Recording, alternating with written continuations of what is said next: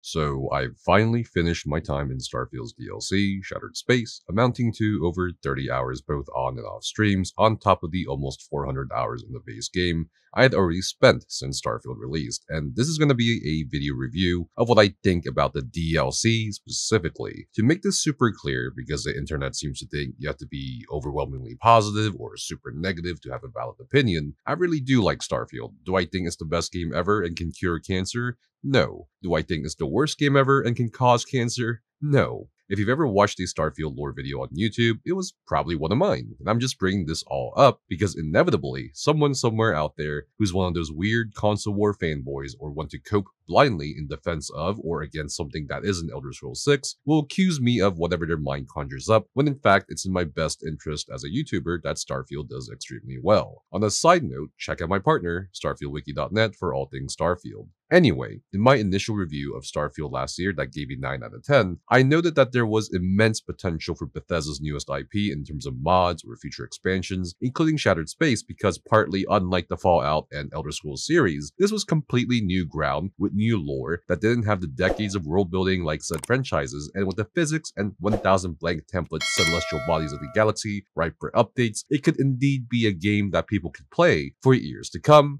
according to Todd Howard. Unfortunately, I feel that Shattered Space did not deliver on said potential in a lot of ways, including stepping up from the base game gameplay, akin to a semblance of, say, Cyberpunk 2077's Phantom Liberty DLC, which is literally the same price of $30 US. Nor did it offer a reason to invest more into the lore for either the fans or people who were open to changing their minds about Starfield on that front. A miffed commenter asked how I, someone who likes Starfield and has put so much time into it, cannot like more of Starfield. But that's sort of the problem here, which I will get into later on in the video. To put it simply, Shattered Space not only didn't offer an improvement on the base game, but it felt less of the same rather than more of the same. Before I get into what I found disappointing, and spoiler warning by the way, I want to go over the positives of Shattered Space because yes, there are positives. First, the visuals and audio are great. There's no denying that the environment of the moon planet of Varun Kai and the remnants of the capital city of Dazra introduces to players a vibrant and unique aesthetic not seen in the base game or the Celled systems. Some of the unique and really big POIs offer a reason to revisit if you're into exploration, and some of the side quests in Shattered Space felt a lot more grounded and emotionally impactful compared to its base game counterparts. There's also unique voice lines from Andreja and even Barrett during some parts of the main quest line or during general exploration that I did appreciate whenever it did pop up. I also appreciated the addition of new weapons, and yes, there are new weapons, unlike what some people have said, new outfits, the 2 new crewmates with their own interesting backstories, the introduction of the Growth, the ability to build outposts in House Varun aesthetic, and so on. And I certainly acknowledge and somewhat appreciate the attempt to expand upon House Varun and its inner workings, along with trying to make the DLC have a bit more of a cosmic horror vibe. Performance-wise for the DLC, the experience was really smooth, at least on PC overall. There were some frame rate drops, a few dialogue glitches, and some energy anomaly bugs where your screen can flicker on and off as the game tried to recognize where your character was being teleported to. However, that's all the positives I can really say about this DLC, because everything else, even the good points I've brought up, have a lot of bad things underlying them, especially the lore, which was one of the major focal points of Shattered Space. The first issue I have with Shattered Space is this premise of handcrafted content that has been touted in interviews with Tim Lamb and other social media posts.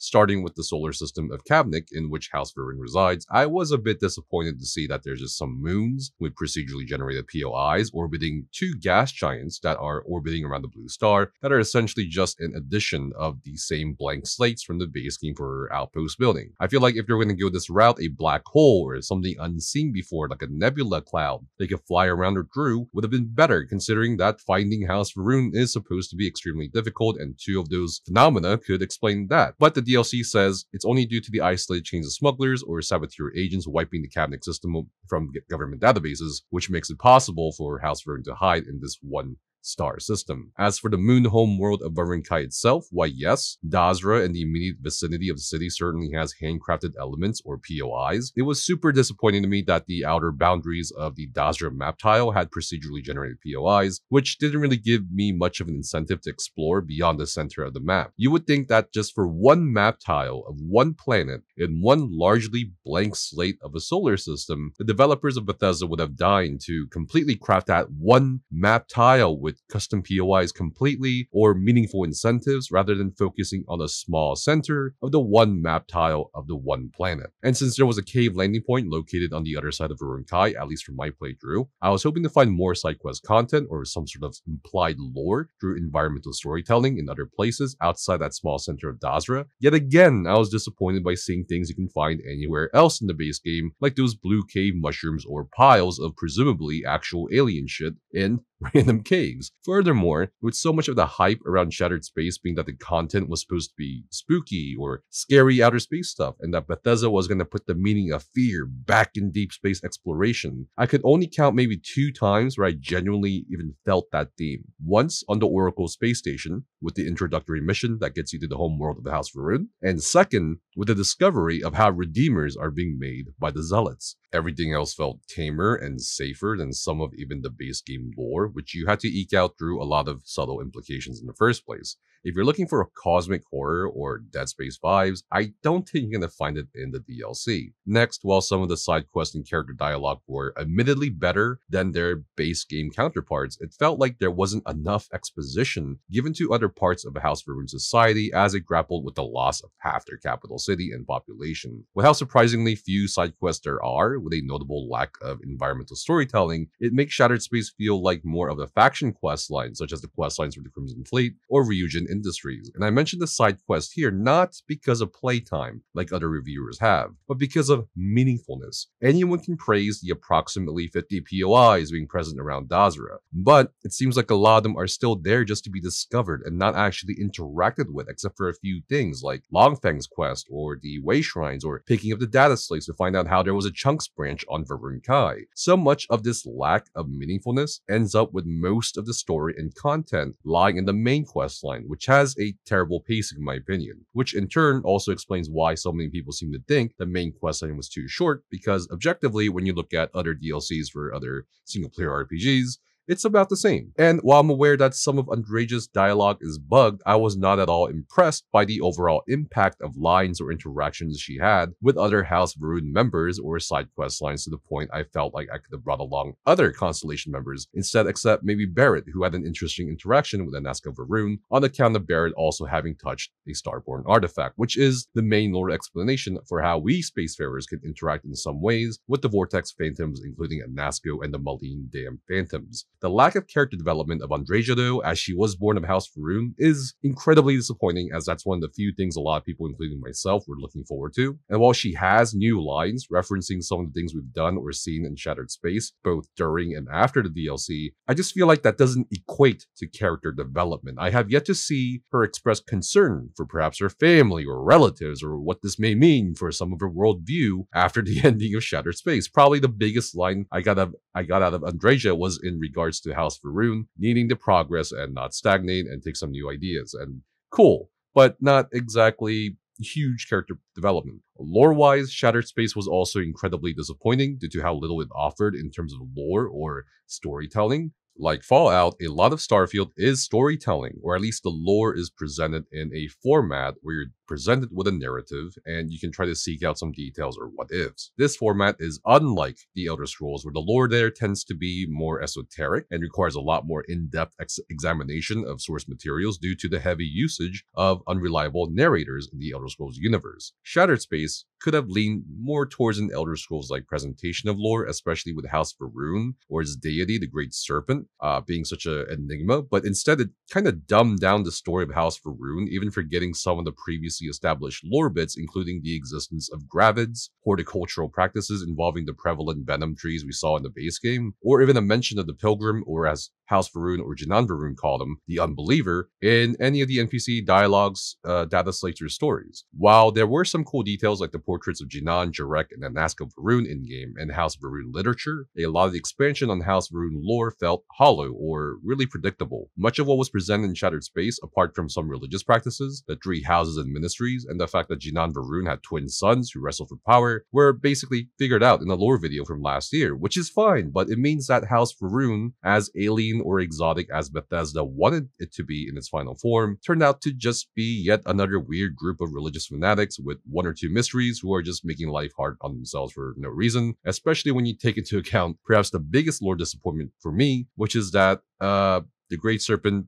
probably doesn't exist, like, at all. It's heavily implied by both Jarek Varun and Anaska Varun that whoever or whatever being Jinan Varun had communicated with or had heard words from during the old Earth colony ship The Morning's Grav Jump was at the very least not communicating with them, or that there was no sign of the Great Serpent, which pushed Anasko to experiment with Grav and Vortex technology. We also find Jinan Varun's data slates that don't really give too many answers either, to the point it feels like it doesn't matter. Throughout our entire playthrough of Shattered Space, that seemed to be really it. There's no other notable mention of the Great Serpent. There's just nothing which could infer anything whatsoever solidly about this incredibly important entity in the Starfield universe that's indirectly responsible for, one of the worst wars humanity has ever experienced. One could argue that, hey, Bethesda is just leaving it again open-ended for you to come up with lore theories about it, but not really, when 2 characters connected most closely to the Great Serpent as its whisperers basically imply that there just may not be a Great Serpent after all, which is kind of disappointing, or best case scenario, it's a being that exists in the space between space, i.e. the Vortex, but there's still not much explanation for the Vortex, nor the Vortex horrors either. Another disappointing thing from Shattered Space that's linked to the lore of Shattered Space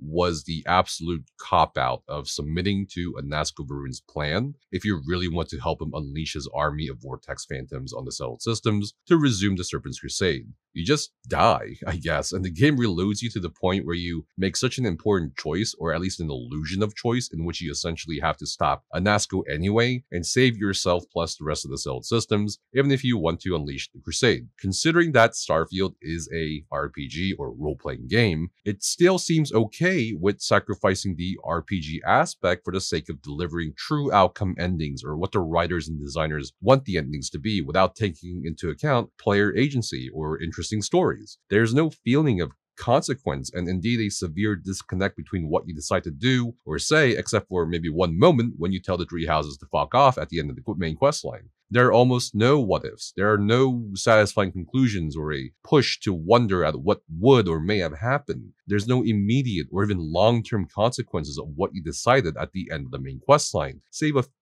for a few NPCs talking about what happened in Dazra if you walk around, which doesn't really incentivize me to go visit the House Varun embassy in New Atlantis, or go to the Unity again to see what may have changed, because the potential outcomes for those scenarios are pretty obvious. Sam Coe, Barrett, Sarah Morgan get mad at you for reinstigating the Serpent's Crusade, which is a big freaking deal, but only Sarah Morgan seems to mention it by name. The others just have their generic angry lines, to which you can easily persuade them, hey, shit happens when we travel the galaxy. Yes, that's an actual dialogue you can pick after resuming an intergalactic war. At worst, Bethesda could have put in a, Serpent's Embrace dialogue option for your character for things like that, instead of reserving the trait for generic dialogue options for some quests you encounter. But even apparently that was too much for the so-called handcrafted content of Shattered Space. Maybe some of this is owed again to the fact that Starfield is the first IP Bethesda has done in a while. A new IP not backed by decades of world building and lore, but some of the things in Shattered Space doesn't really stand on its own regardless. Ultimately, you're just kind of there to experience most of the story as a bystander rather than taking an active part in it, which is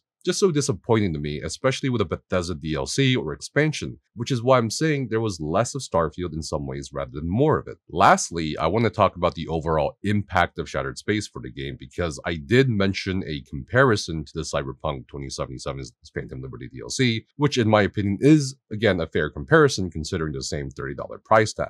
Phantom Liberty, which also took advantage of the Edge Runners anime hype, not only gave a new part of the map for players to access, but that part of the map was filled with quite a few side quests. quests, gigs, characters, and POIs that may feel alive and organic rather than something to just fill out and discover as a player. A new skill tree with a bunch of new quick hacks was introduced with a level cap increase, a decent variety of new weapons and vehicles were put in, with the addition of vehicle guns, along with even a new ending to the base game that could be unlocked after you play through the DLC. In comparisons, Shattered Space offers nowhere near the same level of quality and content or writing for the same price if you're expecting that. Gameplay-wise, Shattered Space is just more of the same with not a lot of thought behind most of the combat instances. The teleporting Starborn are replaced by Vortex Phantoms, the Spacers are still Spacers, the Crimson Fleet pirates who are inexplicably on Varun Kai as well, with less of an explanation for why they are there compared to the Spacers, are still pirates. Was a Shattered Space supposed to completely remake Starfield? No, that's just silly to suggest, but was Shattered Space an opportunity for Bethesda to add in a bunch of cool things like new ship parts or ships that could still circumvent the, Varun Shipwright's explanation of reusing scrap parts? Yes. Could there have been more character customization options added with the DLC? Yes. Could there have been more zero gravity fights or other unique things as Starfield that the base game could have also capitalized on? Yes. Could there have been a greater amount of side quests with terrific stories? Yes. Could the Varun Way Shrines or other POIs offer better stat bonuses or unique functionalities or skills for your characters? Yes. Instead, we got something in Shattered Space that I feel like should have been a part of the base game experience, much like how the Trackers Alliance could have also been a part of the base game. So those are my thoughts on Starfield Shattered Space. As for Starfield itself, I think Bethesda is still banking on the modding community to step in, and the event that the modders aren't motivated by the game itself to invest into it, then Bethesda's Creation Club may be the final motivator, which